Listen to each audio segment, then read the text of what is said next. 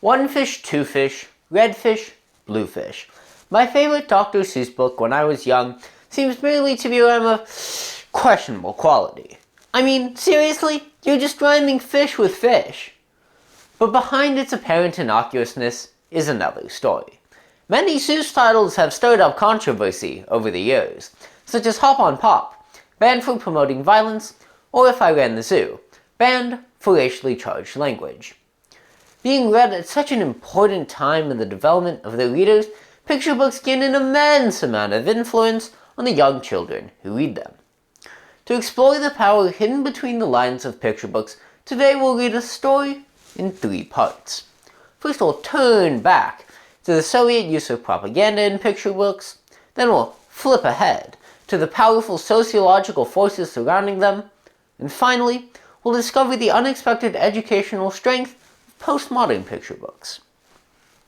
Let's go back to the early years of the Soviet Union.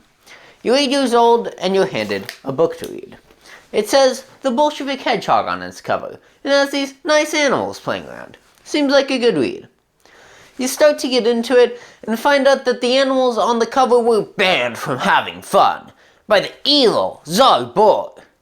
The protagonist, a worker hedgehog, then leads the rest of the forest animals to overthrow the Tsar Boar, chanting eternal freedom to the feral people. Sounds a bit familiar, doesn't it?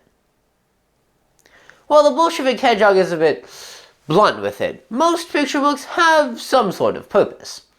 Take the classic Grimm's fairy tales, which intended to teach morals to their stories. According to Andrea Emel, curator of the Cotton Children's Library at Princeton University, the Soviets were keenly aware of the need to leap ahead as quickly as possible, and at the same time create a new breed of men. To achieve this, the Soviets put out a call for new picture books, with posters such as this one, with Lenin saying, "Give a new child's book. Work, battle, technology, nature. The new reality of childhood." The Soviets' use of propaganda in picture books shows that they can be used to do so much more than just teach good behavior. Their ability to shape the minds of young children who are just developing the lenses through which they see themselves and the world around them is strong enough to influence the plans of global leaders. The new Soviet picture books were key to their literacy campaign, and fantasy books were seen as hostile to the revolution due to their association with the bourgeoisie. As a result, the tremendous artistic firepower that could be captured in the Soviet Union of the 1920s made the hard and unglamorous work of agriculture or electrification seem heroic and patriotic, according to Emel. While the Soviets' use of propaganda in picture books shows that they can be used to intentionally shape young minds, societies also influence the way their children think through forms of unintentional propaganda in picture books. Picture books can create a sort of powerful storm of sociological forces. There are 2 key factors here. First, picture books are read at a time when their readers are just developing the lenses through which they see themselves and the world around them. And second, pictures are more prescribed than the written word, because they give readers less opportunity to imagine characters and situations themselves. As a result, the forces that shape the content of picture books have a tremendous impact on the way that young children see themselves and the world around them. Sociologists first really began to study this with a 1972 study by UC Davis professor Lenore Weitzman and her colleagues, which found that picture books underrepresented women.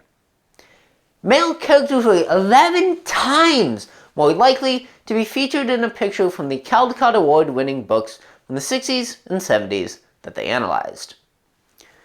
This study also found that picture books furthered gender roles and stereotypes. Male characters were portrayed as leaders, while female characters were portrayed as followers, among other stereotypes. In discussion of the impact of these forces, Weitzman argues that through the world of picture books, little girls are never taught that they can find fulfillment outside of the home, or through intellectual pursuits, and that little girls are taught to have low aspirations, because so few opportunities or portrayed as available to them. Now that study was published nearly 50 years ago. Have we seen anything change since then? Well, in 2007, Robert Clark revisited the questions asked by Weitzman with some very interesting results. The trend in stereotyping is what one might perhaps expect, a consistent linear decrease since the 1960s. But the trend in representation perhaps diverges more from our expectations. Representation increased into the 80s and 90s, but decreased into the early 2000s. This trend raises a very important question. If picture books are shaping the way that young children see the world around them, what's shaping the content of the picture books? Clark points to societal forces themselves in his analysis, noting that the rise and fall of representation correlates with the rise and fall of the third-wave feminist movement. Weitzman also points to the importance of societal forces, finding that books with female authors tended to have more female characters. That said, individuals also have a role, as researcher Anyang Yu Lee found. Parents, teachers, and librarians had an immense role in providing their students with culturally authentic picture books. So, if picture books can be used to instill Soviet propaganda and gender roles into our children, should we just throw them all away? Well, no, of course not. And a key reason for this is that picture books can actually teach the critical thinking skills required. And, as it turns out, one subgenre in particular is incredibly effective at doing so: postmodern picture books. Now, when you or I think about postmodernist literature, we might think back to being annoyed or frustrated by techniques like nonlinear narrative or indeterminacy. But young readers see things very differently. When art educator Pamela Hellman began reading picture books to her kids, she noticed that some were very different from the ones that she read when she was young. She didn't really like them, but her kids loved the shifting perspective, self-reference, and other postmodern techniques. To explore why young children find postmodern picture books so interesting and engaging, researcher Cheryl Edge Partington interviewed a group of students while they read through a picture book that distorted and disrupted time, was indeterminate, and used other postmodern techniques. The kids' first reaction to the book was that it was weird, but as they began to read further, they quickly became interested and engaged due to the challenges created by the postmodern techniques and the curiosity that they stimulated. The problem is, parents and teachers don't share the enthusiasm for postmodern picture books that young kids have. Take David Maclay's 1991 Gallagher Award-winning Black and White. Maclay describes the subject of the book as the book, and each page has 4 different narratives on it. When asked if they were willing to teach black and white in their classroom, most educators were hesitant, concerned that it would be just too hard. But Edge Partington finds that the exact opposite is true. The educational strength of postmodern picture books comes from how challenging they can be. Nonlinearity prepares readers for naturally nonlinear texts, such as websites or nonfiction. And indeterminacy forces the reader to co-create with the author, encouraging, moreover demanding, the reader to engage in critical thinking.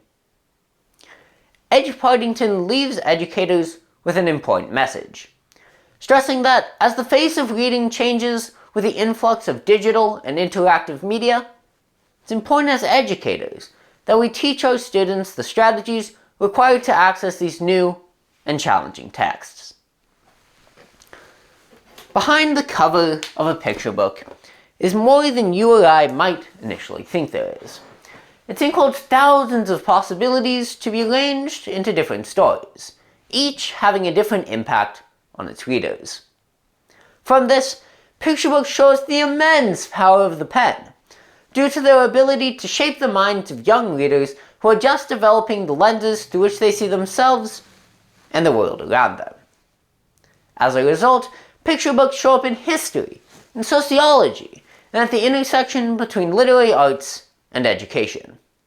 So, as we close the back cover on our exploration in this important and fascinating genre, we find that behind even the simplest of fishy rhymes are deeply complex and influential stories. Thank you.